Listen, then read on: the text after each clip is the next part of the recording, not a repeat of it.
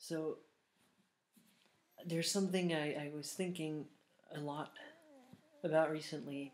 One of the things is something that I remember doing, and I still do on certain levels that, of course, I'm not aware of today.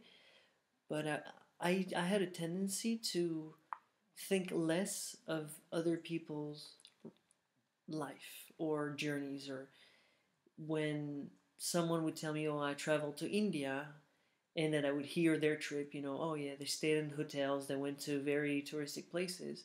I would almost think less of their trip and their journey as if I had lived something more unique, more powerful, more authentic for me, for myself. And that's what I always have to remember. They're having an epic journey and it's just perfect for them. And it's they don't need anything else. The way I wanted to experience a country doesn't have to be the same for everybody. And has so-called travelers, because there's a whole thing. There's real travelers and fake travelers, and or tourists. And so basically, I'm a real traveler, and I go at the heart of people, and I travel on the cheap, and I take cheap, crappy buses, or I hitchhike. I'm a real hardcore traveler, and I would tend to despise or diminish the importance of other people. Those who stay in hotels or think less because they spend a lot of money on their food and things like this. And I'm like, why do I even have to judge them? It's they having a wonderful journey, and that's it. They're loving their trip. They're just doing what they want with the time they have, and it doesn't mean their mind is not being blown away the way mine is. They're having the experience they were meant to have, and for so many other things in life. We were recently talking with a friend about tattoos, about how, I have really cool tattoos, but if you just have a little butterfly on your butt, it means nothing. It's like just a crappy butterfly. And I'd like to really ponder about that and say, well, wait a minute. Like, what do you know what it means? Like that butterfly for that person, what does it mean? Is it, socially speaking, was it okay for you when you did it? Was it like a hush hush that nobody had to know?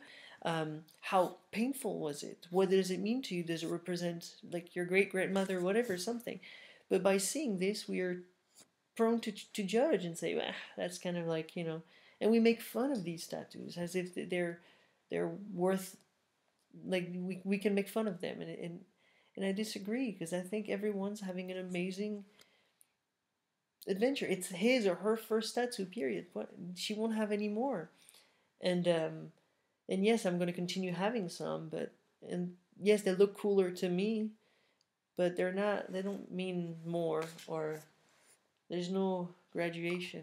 And I think our whole life we've been taught naturally just to put, it's the whole competition, to put grades, and it's what's sad. And this is, I think it's the way we're educated with the system, and now wonderful things are being done, and I'm really, really hoping people will find that insight and really stop working towards competition, but more collaboration. Because if we do this in schools, then it's like, boof, immediately the kids can really have a unique relationship with one another, and that would be a beautiful thing to bring to.